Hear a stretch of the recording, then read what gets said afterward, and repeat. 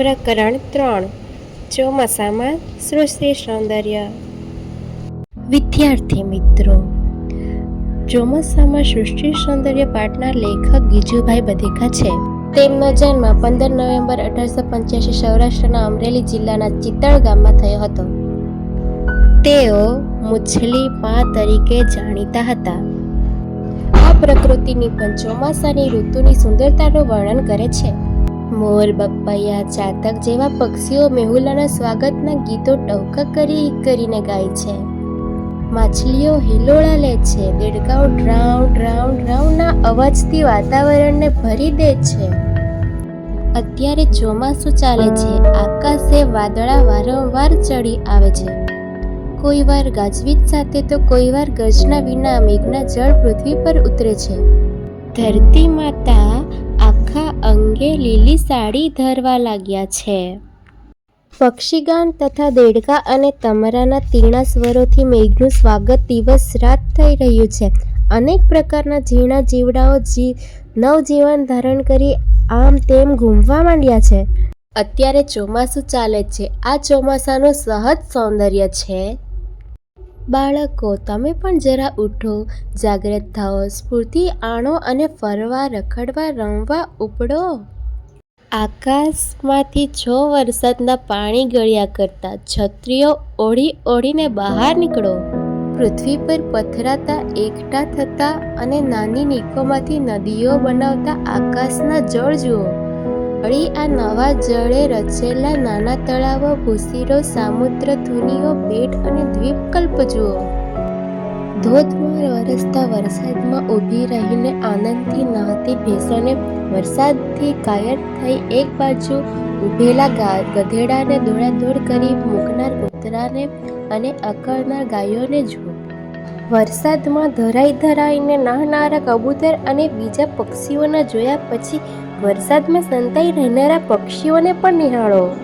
તમે જુઓ તો ખરા કે વરસાદ વરસે છે ત્યારે ઘરો, રસ્તા, આકાશ, ક્ષિતિજ, દૂર તથા નજીકના ઝાડો અને મકાનો કેવા દેખાય છે. તમે વરસાદ વખતે પણ જુઓ કે વરસાદ ઝીલતા ઝીલતા વરસાદને નૃત્યની વધારનાર ઝાડ ક્યાં છે અને વરસાદથી બીડાઈ જનારા ઝાડ ક્યાં છે. વળી વરસાદ રહે કે તરત જ બહાર નીકળો. વરસાદ પછી ખળખળ વહી જતા નાના મોટા ઝરણાનું મધુર ગાન તમને સંભળાશે. ઝરણામાં પગ મૂકતા વહી જતા પાણીનો વેગ તમે માપી શકશો. તેમાં તમે કૂદશો, નાચશો અને કિલકિલાટ કરી મૂકશો. વરસાદ પછીની તાજગી આપનારી હવાથી તમારામાં ઉડી જવાનું ચેતન આવશે. તમે ઝાલ્યા પણ ન રહીએ એવી નિર્દોષ દોડાદોડ કરી મૂકશો. ઉનાળો અને શિયાળો તમે નિશાળમાં ગાળેલો છે. હવે તમારી બાંધેલી પાંખો છૂટી થઈ છે. જરા ઉઠી લો. છૂટા થઈને તમે પોતે જ અનેક જાતના જીવડાને ભાળવા લાગશો. ઇન્દ્રગોપ જીવડાને શોધીને એકઠા કરશો. નવા અને નાના ઘાસને ફૂલો લાવીને મોટાને ભેટ ધરશો. ઘાસના નવા અંકુરને નિહાળશો, તેને ચૂંટશો અને રંગો તથા રૂપો જોઈને રાજી થશો. તમે ગામડામાં હો તો પાદર કે સીમ ભણી ઉપડજો. કોઈ ઘટામાં બેઠી બેઠી કોયલ ગુંજતી હશે.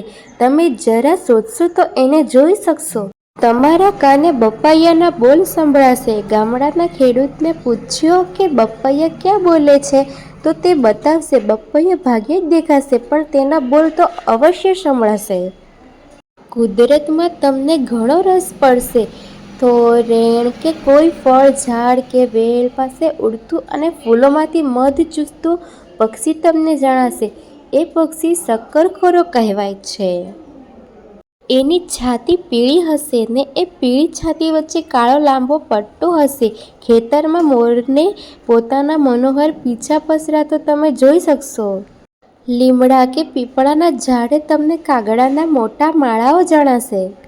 વરસાદ પછી ફરતા ફરતા કોઈ વાર તમે ખેતરમાં જજો ને ખેડૂતને વાવણો કરતા ભાળજો. ધરાઈને મેઘધનુષ જોઈ લો. અરે જોઈને કૂદો અને નાચો. રંગોથી મિજલસ કરો તથા અનેક ખતરાઓનો અનુભવ કરો.